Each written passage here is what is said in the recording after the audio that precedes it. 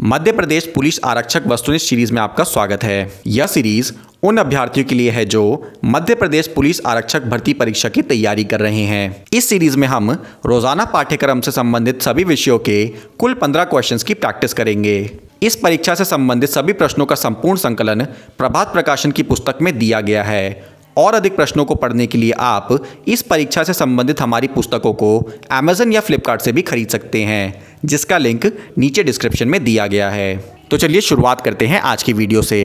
Number 1, Meenakshi मंदिर कहाँ अवस्थित है? ऑप्शंस हैं भुवनेश्वर, मदुरै, जयपुर या आगरा।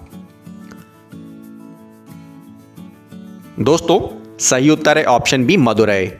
मीनाक्षी मंदिर तमिलनाडु के मदुरै शहर में स्थित एक प्रसिद्ध मंदिर है और इस मंदिर को मीनाक्षी सुंदरेश्वर या मीनाक्षी अम्मन मंदिर के नाम से भी जाना जाता है।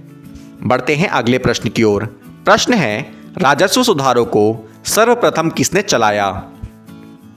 ऑप्शंस हैं गियासुद्दीन तुगलक, अलाउद्दीन खिलजी, मोहम्मद बिन तुगलक या फिरोज तुगलक। सही उत्तर है ऑप्शन बी, अलाउद्दीन खिलजी।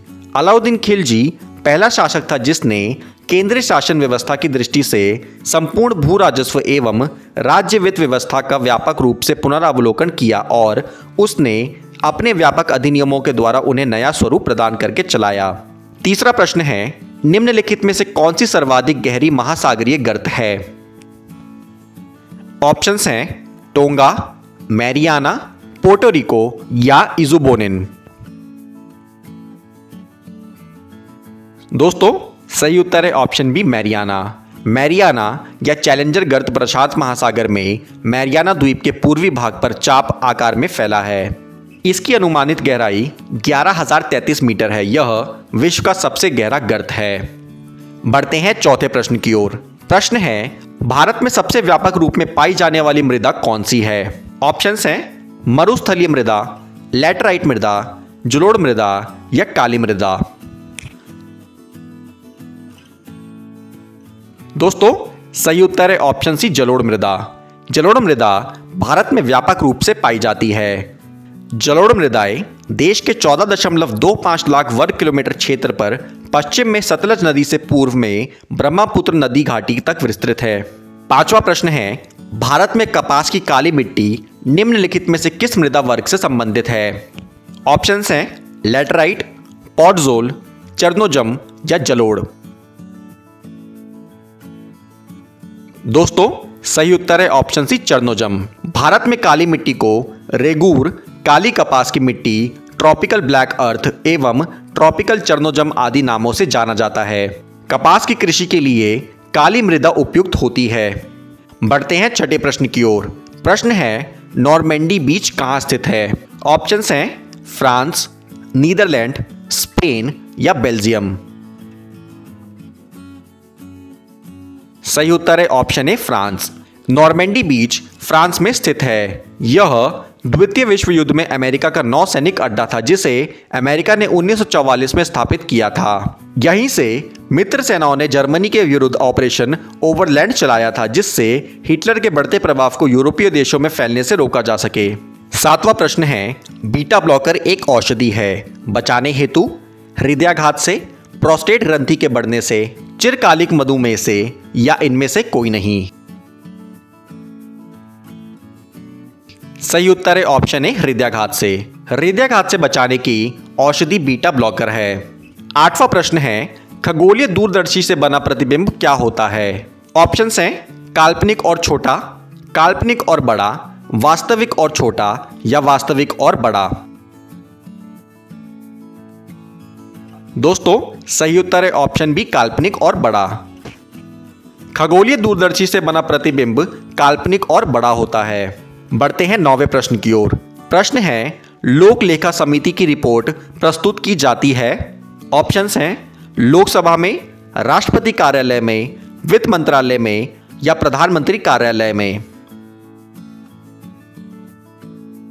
सही उत्तर है ऑप्शन ए, लोकसभा में।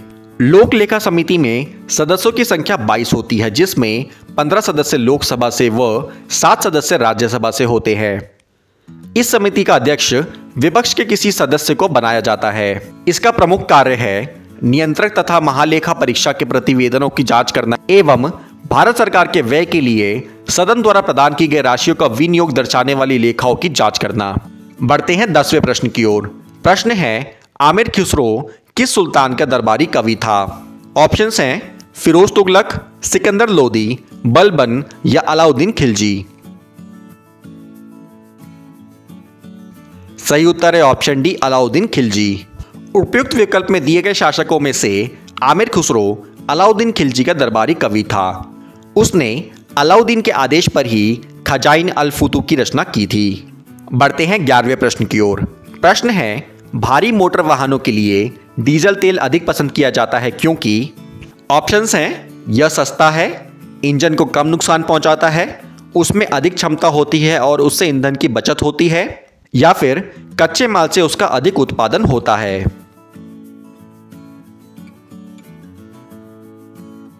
सही उत्तर है ऑप्शन सी, उसमें अधिक क्षमता होती है और उससे ईंधन की बचत होती है।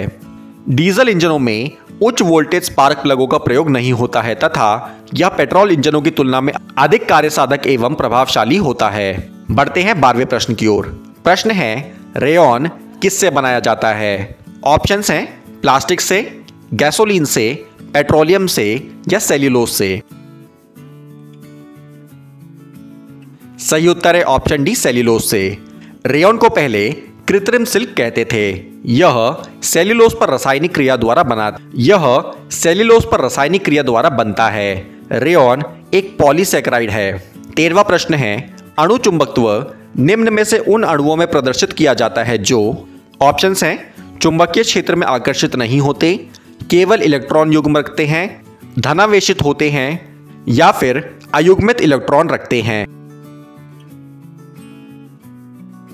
सही उत्तर है ऑप्शन डी अयुग्मित इलेक्ट्रॉन रखते हैं। ऐसे अणु जिनमें अयुग्मित इलेक्ट्रॉन होते हैं अणु चुंबकत्व प्रदर्शित करते हैं।